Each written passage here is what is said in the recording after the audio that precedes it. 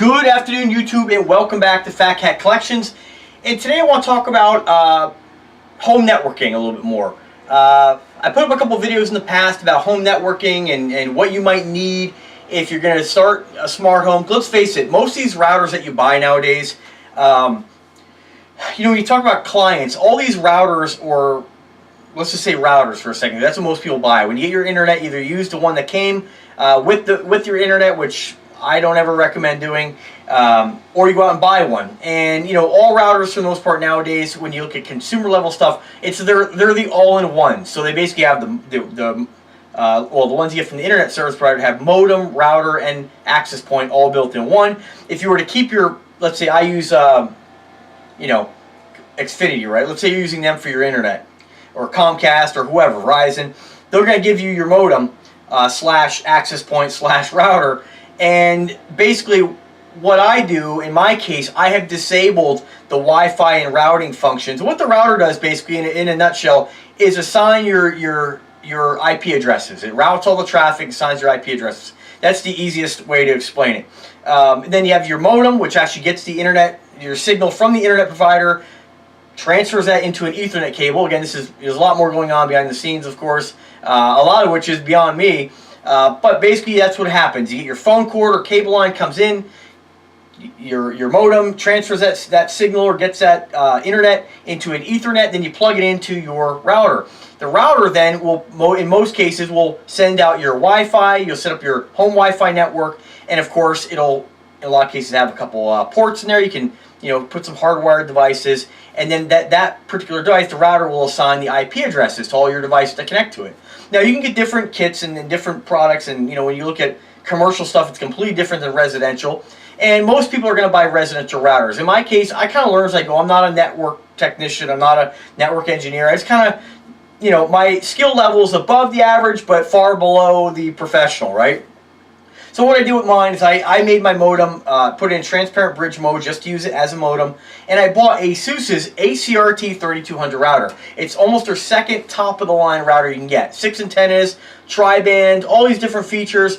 And what I found is when I got that router, it works great for my streaming devices, the Google Homes, anything on the 5 gigahertz network, which a lot of the Google products are 2.4, most of them, and Amazon products like your Fire Sticks, your Fire TVs, your Google Minis, your Chromecast audio. They're either 2.4 or 5 gigahertz, and your modem, or your router will determine which band it puts those on based on what kind of signal it's getting. And you can, if you have two separate networks, mine set up where it automatically does it. You may have broadcast 2 SSIDs, and your SSID is basically your network name. So, Joe Schmo's Wi-Fi 1, Joe Schmo Wi-Fi 2. So you'll have 2.4 and 5. And 2.4 gigahertz is your signal that's, or your band, or your frequency that's for your legacy devices and pretty much most of your smart home devices. I've yet to see any smart switches or bulbs or thermostats, or really anything, smart vacs, anything that's running on 5 gigahertz. It's always a 2.4, and probably because it has a better range. The only problem with 2.4 is just everybody's broadcasting 2.4, and it's subject to interference. Now, why I mention that is because when I got this router, I was hoping to be able to just, they say there's a theoretical limit on most routers and access points of 256. That's because you can have 256 IP addresses or assignments, right, on a particular network. It's a theoretical limit.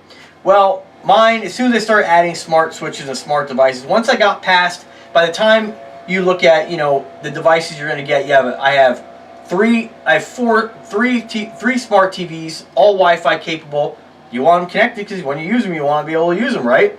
Then I have Chromecast on every TV.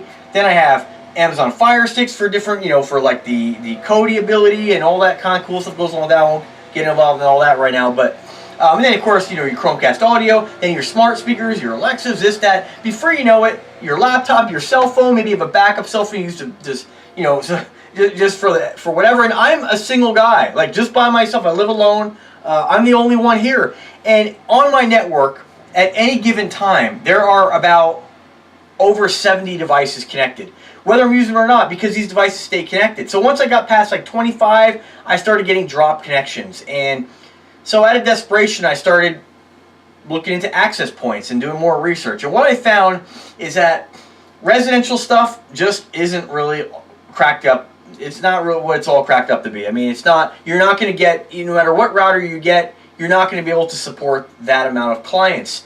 And if you have something that does, I'd be shocked to know what brand it is. So my long story short, I took an old router, an old Linksys router, I put DDWRT on it, flashed the firmware, I use it as an access point to test it. And I got another ASUS access point downstairs. It's their wireless one. Will connect at 5 gigahertz, but broadcast another SSID in 2.4. So I broadcast different SSIDs, and you're still in the same network, so it all works. But as I started doing that, my connection got stable. I wasn't dropping connections anymore, and very rarely do any connections drop. Every now and then a security camera will drop, but it'll come right back on. Some of the stuff I have in the backyard, some of the smart switches to control the pumps and the lighting, every now and then you get a drop there, but that's going to change once I get the outdoor access point I'm putting in. So what I want to talk about today is a great, if you're experiencing like this and you watch my videos and you're like, gosh, I want to get involved in the smart home stuff, I'm going to start adding switches and light bulbs, you're going to run into problems. And some people have said, oh, you need to get this, you need to get that. But when they say that, I don't think they really understand how many devices I have connected to my network.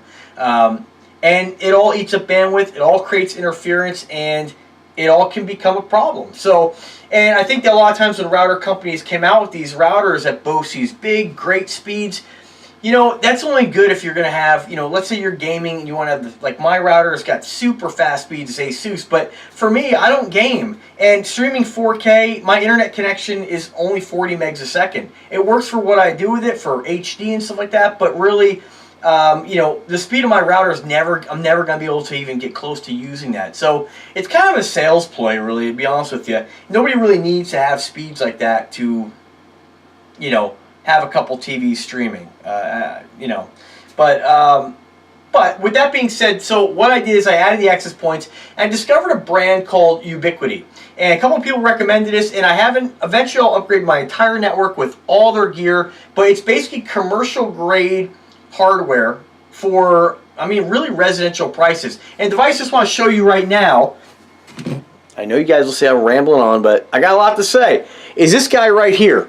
And this one here is one of their Eubiquiti access points.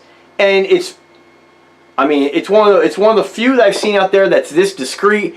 I think it's really cool looking. It's white. It blends right into the ceiling. Now you might be wondering, why is it right next to the light? Well, unfortunately, my heating system, my ductwork, everything is unfortunately right above the ceiling, and I basically had to pick the most accessible spot in the attic without actually crawling on top of the furnace. And it was pretty tough to get it up there. But at least it lines up with the light. It's not the optimum spot I wanted. I wanted to look closer to this side, but I think it looks good. It's pretty discreet, and this device is awesome. Super fast speeds. This one I have is called the AP AC Pro. They make several different lines. They have a light, they have a long range, and a Pro. And I'm not going to give you guys the specs on that.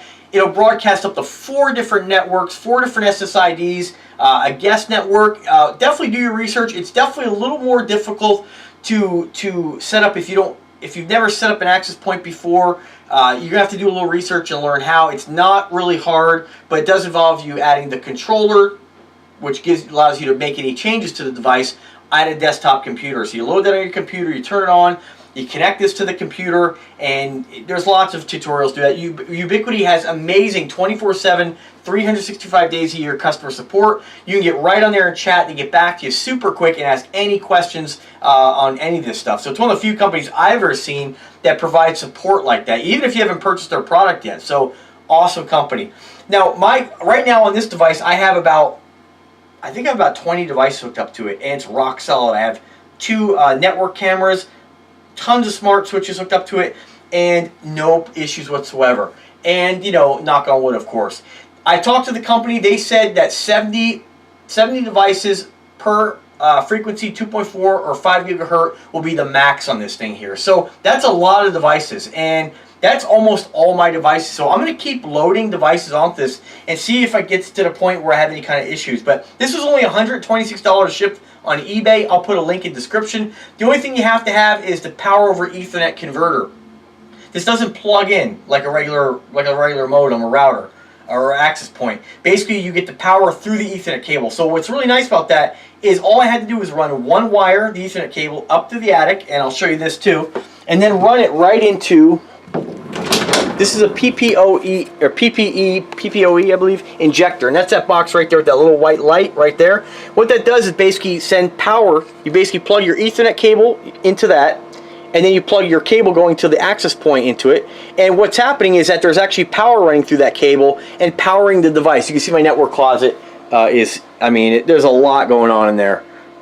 A lot going on there, guys. And that's the ASUS router I was telling you about. Now, I still use the ASUS router for any of the TVs or streaming devices. They are hooked up to that. I may move some of those off that, but right now, that just seems to work, so not really going to be an issue. But what I am going to do is to blanket the internet a little bit better in the house. I don't have any dead spots, but I think what I'm going to do eventually, and everybody's house is different. I have 1,200 square feet, so you have about 600 on the upper floor, and then on the lower floor about 600. What I want to do is actually get 2 of these. And what I'm going to do is probably remove this one, and I'm going to put it more towards the back of the house in the bedroom, another one towards the office, both ceiling mounted. That signal will be on the same SSID. It'll blanket the whole upstairs and downstairs, and I think it's going to get much better coverage. And then what I'll do is I'll balance that load between the 2 access points for all the smart devices, and then I'll disable the Wi-Fi on the ASUS and see how the performance is. You know, see if it's easier or better. I know downstairs when I try to stream 4K on through Kodi, it's a little bit choppy, but I don't really know if that's coming from their end or my end. I do it on Netflix, it's no problem. So really interesting stuff if you're in the market for, you know, and again, you're going to spend a little more, whereas my router right there cost me about $250 for the ASUS, $126 for this. You know, it can get a little spendy, but they do make the light, and the light doesn't have the ability to have as fast speeds. But really, if you're using the device mainly for, you know, streaming HD content or or for smart switches or whatnot, like I'm using it for, it's pretty awesome. I mean, you can get it for about $76. So they also have the edge router, their switches. So if you didn't want to go with the power over Ethernet injector, you could actually get one of their switches, which actually has that built in. So whatever you hook up to it has the ability to be powered over Ethernet. And get their, what I'm going to do eventually is get their edge router. I've heard nothing but great things about their product. You get commercial grade equipment for almost residential prices. So definitely check out their website. If you guys have any questions, go ahead and let me know. I'll do my best to answer them. And I'm going to continue to review this and tell you guys what I think about it. They have tons of products.